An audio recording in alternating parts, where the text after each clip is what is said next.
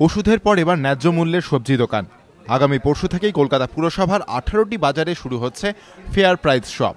সরকারি হাসপাতালে ইতিমধ্যেই চালু হয়েছে ন্যায্য মূল্যের ওষুধের দোকান। মাদার ডেয়ারিকে চাঙ্গা করতে নেওয়া হয়েছে দুধের বুথ থেকে কাঁচা সবজি বিক্রির উদ্যোগ।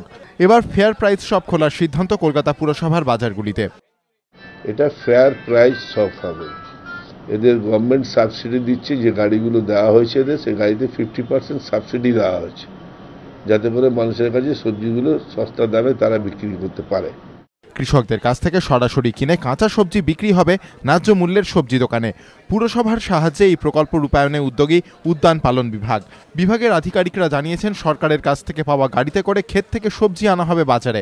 যেসব উন্নত প্রযুক্তি আছে সেই প্রযুক্তিতে কৃষকরাই ফসল ফলাচ্ছেও, সেই সব ফসল ফলিয়ে এবং ওরাই সরাসরি, যেরকম কলকাতা কর্পোরেশনের সাহায্য নিয়ে বা সরকারি সাহায্য নিয়ে ওরাই নিজেরাই এসে বিক্রি করবে, এবং ওরা কিছু কিছু করছে। পুরসভার 18টি বাজারে দোকানগুলি চালাবে এফপিও বা ফার্মার প্রডিউসার অর্গানাইজেশন। সরকারি নিয়ন্ত্রণে থেকে দোকানের দেখভাল করবে কলকাতা পুরসভা। পুর আধিকারিকেরা জানিয়েছেন, এই প্রকল্প সফল হলে সবজির ফেয়ার প্রাইস শপ চালু হবে অন্যান্য বাজারেও। অর্ণব মুখোপাধ্যায়, এবিপি আনন্দ, কলকাতা।